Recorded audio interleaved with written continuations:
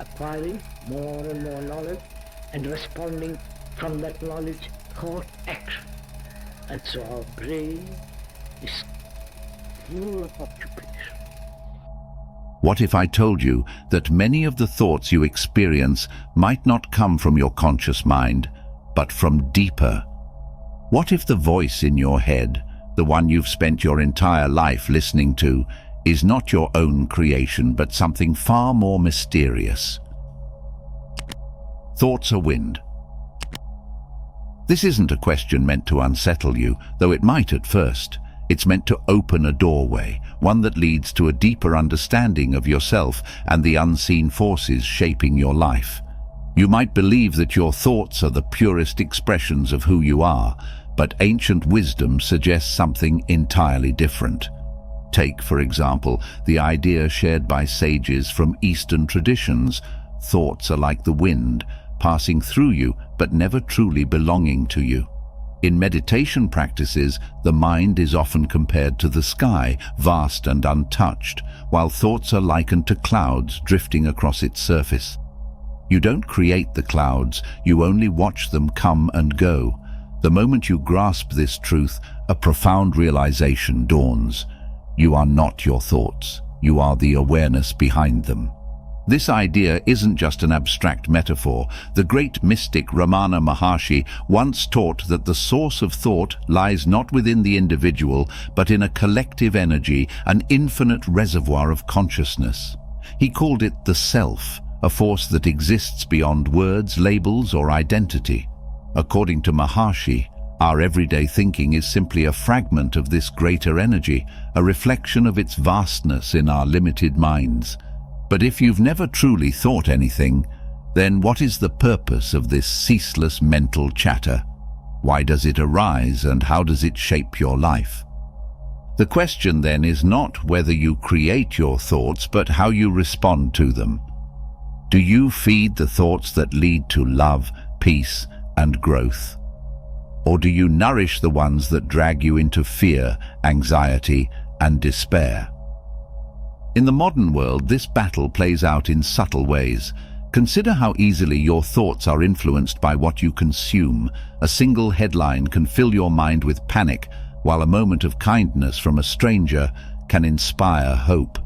These external forces shape the winds that blow through your mental sky, and without awareness, you might mistake them for your own truth.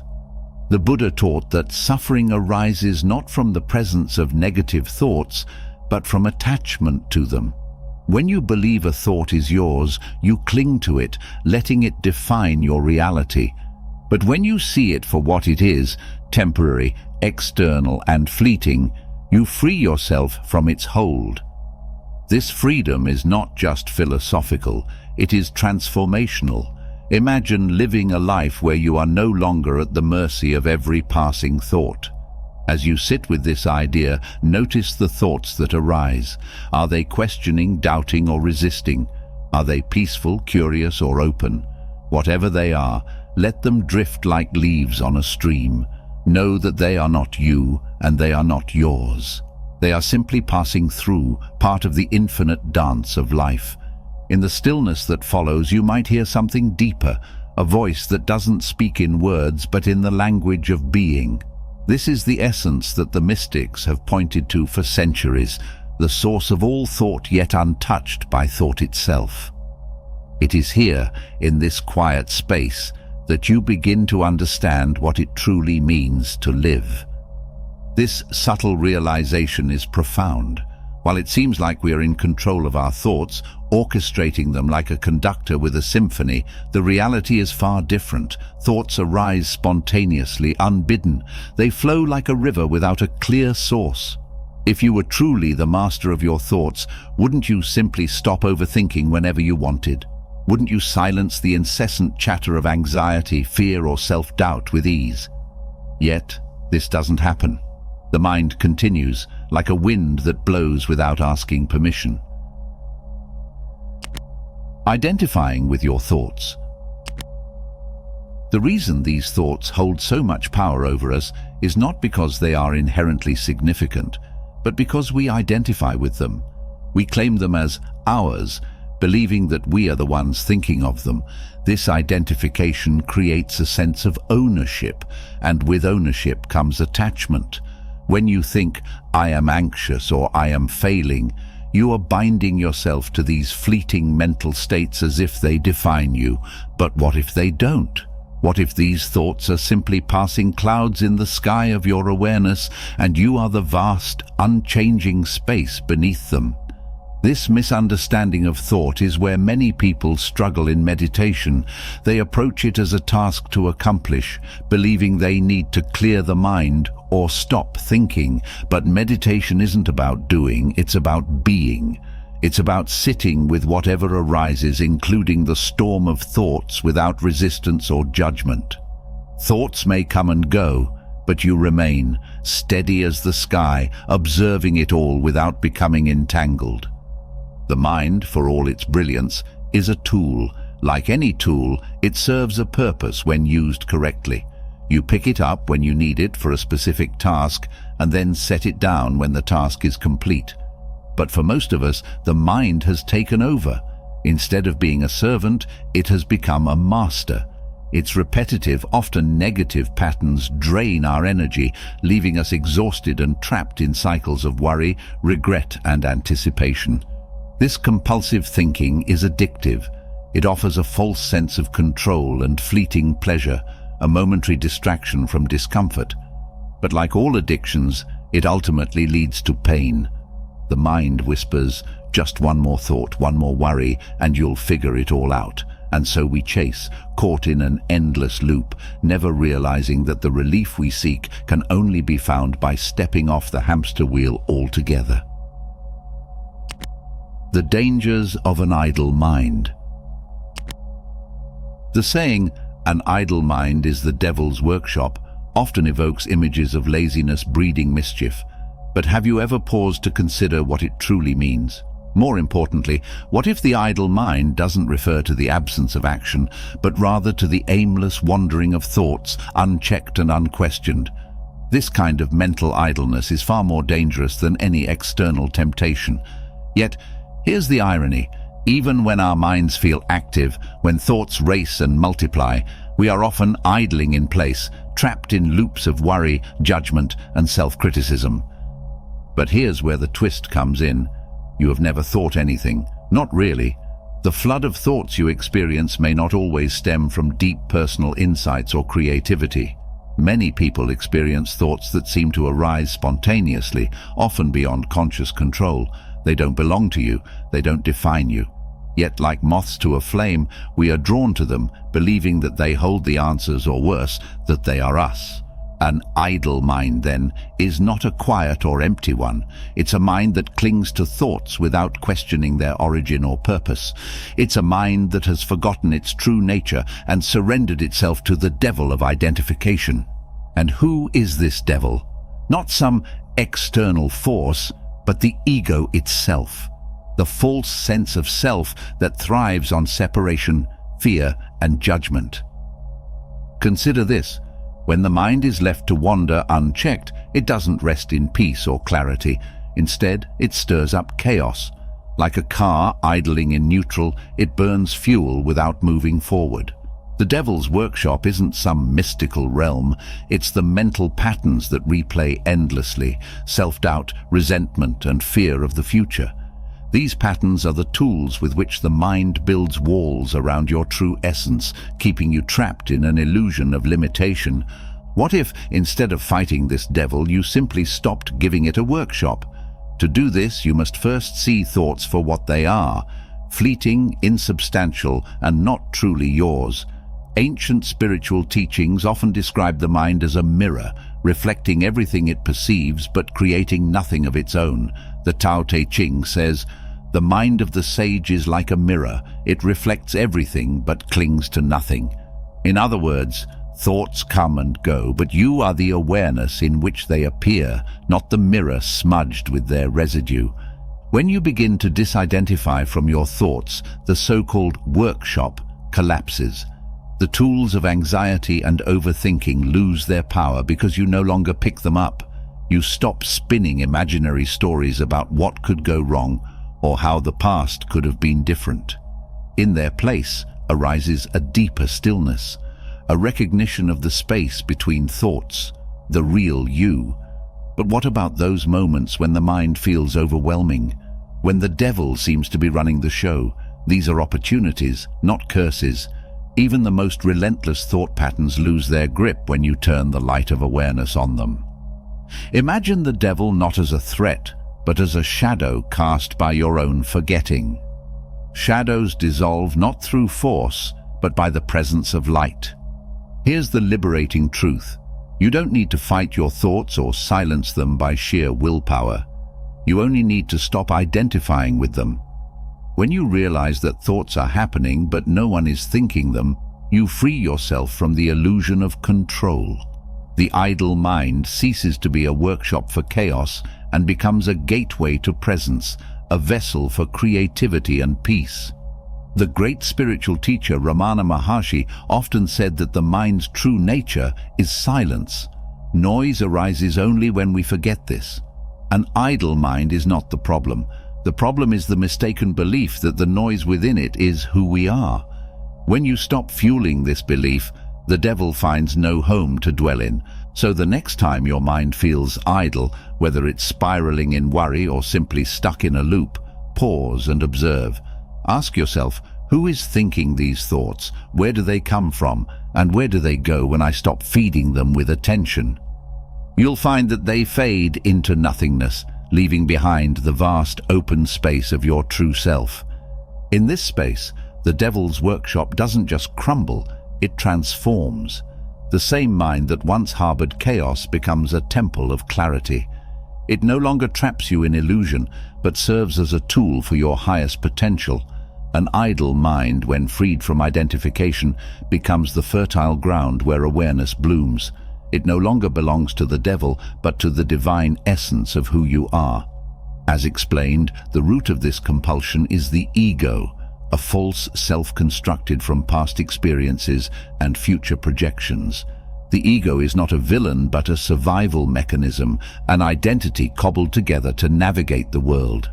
It clings to memories of the past and anticipates threats or rewards in the future. But in doing so, it distorts the present moment, projecting its fears and desires onto what simply is. The ego's primary concern is survival, not in a physical sense, but in maintaining its own sense of existence. It is constantly scanning for ways to reinforce itself, whether through achievements, validation, or even suffering. Ironically, this drive to survive is what keeps us stuck. The ego thrives on separation.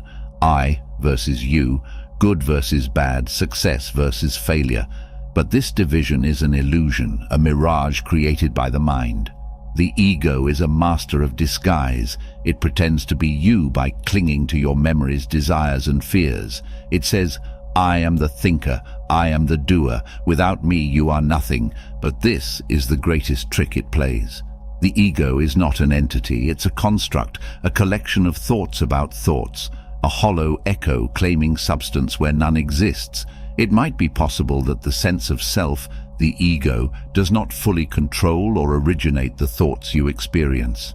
Many spiritual teachings address the illusion of the ego. The Bhagavad Gita speaks of the ahamkara, the I-maker, which convinces us that we are separate from the whole. Buddhism describes the anatta, the concept of no self, which reveals that our sense of individuality is a fleeting illusion. Even modern neuroscience supports the idea that the self is not a fixed entity, but a narrative constructed by the brain. These teachings all point to the same liberating truth. The ego is not your master, it is merely a passenger on the ride of awareness. Yet breaking free from the ego is no small feat. The ego's grip feels unshakable because it feeds on identification. Every time you think, I am anxious or I am unworthy, the ego tightens its hold. It thrives on the belief that your thoughts are who you are. But if you can take a step back and observe those thoughts as passing clouds, something extraordinary begins to happen. The ego's power diminishes. The present moment holds the key to freedom, but as long as you are identified with the ego, you cannot truly access it. The ego is always somewhere else, dwelling on what was or imagining what might be. It resists the stillness of now because in the present, the ego cannot exist. The now is infinite and timeless, and the ego thrives only within the confines of time. Yet thinking itself is not the enemy. It is a gift, a tool that has propelled humanity to great heights. The problem arises when the mind dominates, overshadowing the deeper dimensions of your being. Imagine a beautiful, expansive landscape obscured by a small loudspeaker blaring static. The static is the noise of compulsive thinking, and the landscape is your true essence, spacious, peaceful, and untouched by the chaos of thought. Imagine this. You're standing by a river watching the water flow. Each ripple represents a thought, and the river seems endless. Some believe the ego makes us identify with the flow of life as if we are the river itself. But what if you are not the river? What if you are the one watching it, untouched by its flow? This shift from identifying with thoughts to observing them creates space. And in that space, you glimpse your true nature. The ego, of course, resists this revelation. The ego may resist change as it fears its own dissolution. It will whisper, "If you let go of me, who will you be? What will you become without your stories, your fears, your ambitions?" But this fear is another illusion. Breaking free from the ego can lead to rediscovering the deeper self, which has always existed beyond the ego. A parable often told in Zen Buddhism illustrates this beautifully. A student asked the master, "How can I become free?" The master replied, "Who binds you?" The student hesitated, then said, "Myself." The master smiled and said, "Then why don't you untie yourself?" The idea that the ego binds us suggests the chains are of our own making. The key to freedom is in recognizing that you were never truly bound. Breaking free from the ego doesn't require force or struggle. It requires awareness. Start by noticing how often the ego speaks in terms of I and mine. Observe how it attaches itself to achievements and failures, claiming them as proof of its worth or unworthiness. When you catch the ego in the act, don't fight it. Fighting only strengthens its grip. Instead, shine the light of awareness on it. See it for what it is, a phantom with no real power except what you give it. Life itself is a constant opportunity to break free from the ego. Every time you face a challenge, notice how the ego reacts. It might say, "This is unfair," or "I deserve better." These thoughts are its way of asserting control. But what happens if you meet the challenge without ego? What if instead of resisting, you surrender to the flow of life, trusting that each moment is exactly as it should be? This surrender is not weakness, it's the ultimate strength. When you stop identifying with the ego, you no longer need to defend it.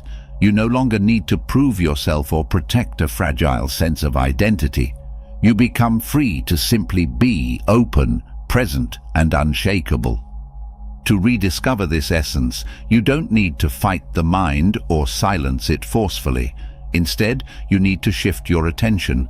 Notice the space between thoughts, the stillness that surrounds them. This stillness is not something you create. It is already there, waiting for you to recognize it. When you do, the compulsive grip of the mind begins to loosen. Thoughts still arise, but they no longer define or dominate you. You see them for what they are, temporary, insubstantial, and ultimately powerless without your identification. It is the realization that you are not the voice in your head, but the awareness that hears it. You are not the waves on the surface, but the depth of the ocean beneath. And in this realization, you find the freedom and peace that have always been yours. Find freedom from your mind. This means that there is a deep, unshakable peace waiting for you. It's not hidden in a faraway place, nor does it require you to achieve anything. This peace is already within you, quietly present beneath the ceaseless chatter of your mind. Yet for most of us, the noise feels so overwhelming that we can barely sense it. We've mistaken the voice in our head for who we are, and in doing so, we've become prisoners of our own thoughts. But what if the key to freedom is closer than you think? The mind is a fascinating tool, capable of solving complex problems and creating beauty. But when it becomes overactive, it feels more like a cage. Thoughts loop endlessly, dragging you into worries about the future or regrets from the past.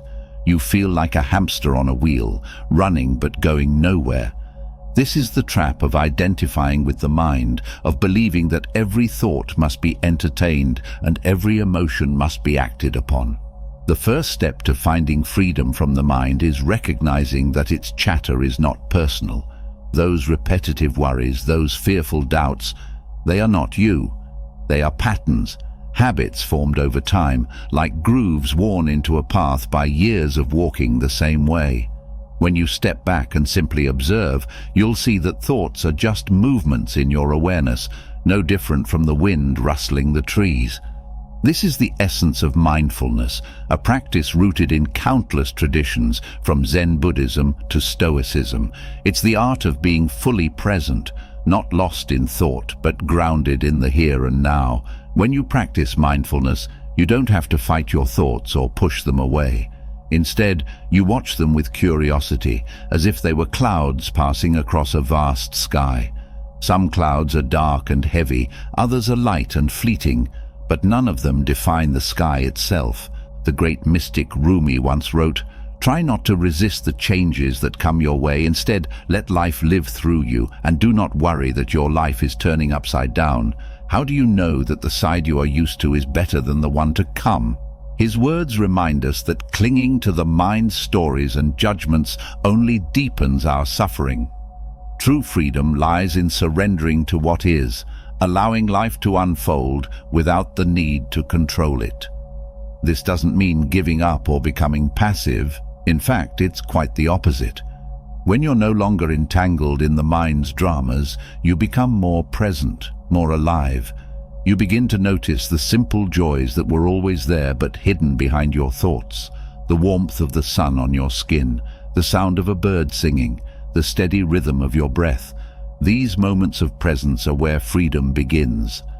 But what about the heavy emotions and difficult thoughts that seem impossible to escape? Here's the secret. They lose their grip when you stop fighting them. Resistance only strengthens the chains. Instead, invite those thoughts and emotions to be seen. Feel the sadness, the anger, the fear, without judgment, without trying to fix or change anything. In doing so, you'll discover that these emotions too are transient. They come and they go.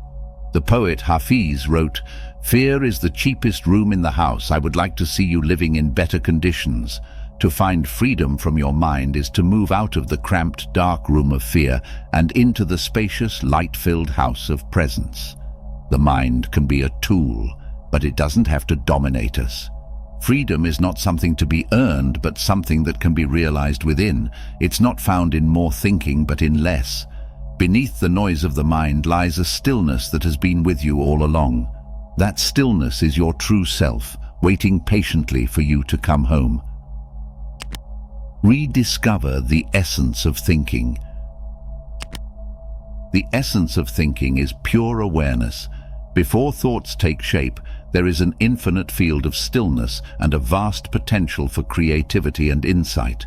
This is the source from which all thoughts emerge. In its unfiltered state, this essence is not bound by fears or desires. It is free-flowing, limitless, and deeply connected to the universal consciousness that pervades everything. This shift in perspective is transformative. When you stop identifying with the content of your thoughts, you begin to notice the spaces between them.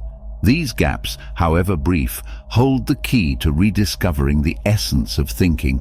In those moments of stillness, you glimpse the truth. Thoughts are not yours, and they do not define you. They are like clouds passing through the sky of your awareness, temporary and insubstantial. Consider a parable often told in meditation circles. A young seeker approaches a wise sage and says, "Master, my mind is always racing. How can I find peace?" The sage hands the seeker a cup of tea and says, "Stir this tea until it is calm." The seeker stirs furiously, but the tea only becomes more agitated. Finally, exhausted, the seeker stops. In the stillness, the tea settles on its own, revealing a clear reflection. The sage smiles and says, "This is the essence of thinking. It becomes clear not through effort, but through stillness." This clarity doesn't mean the absence of thought. It means allowing thought to arise and pass without clinging to it. When you no longer wrestle with your thoughts or try to control them, you begin to experience their true nature. Some thoughts are practical, guiding you through daily tasks. Others are creative, sparking inspiration and insight. And still, others are simply echoes of past experiences or anticipations of the future. But none of these thoughts define who you are. Rediscovering the essence of thinking also reveals its beauty. When freed from the ego's grip, thoughts can be like poetry, effortless expressions of the infinite. They can connect you to the world in ways that feel profound and sacred. Think of the great philosophers, poets, and scientists throughout history. Their greatest insights didn't come from trying to think harder, but from moments of surrender, where thoughts flowed from a place beyond the self. This is the paradox of thinking. The less you try to control it, the more profound it becomes. By stepping aside and allowing the essence of thinking to flow naturally, you align yourself with the greater intelligence of the universe. In this state, thoughts no longer feel like a burden or a battleground. They become a dance, a symphony, a gift. The essence of thinking is not something you can force or fabricate. It is something you rediscover by letting go of the need to own your thoughts. When you do, you realize that thinking is not a personal act, but a universal process. It is the universe speaking through you, reminding you of your connection to the whole. I hope you enjoyed the video. If you did, feel free to subscribe to the channel. Thanks for watching.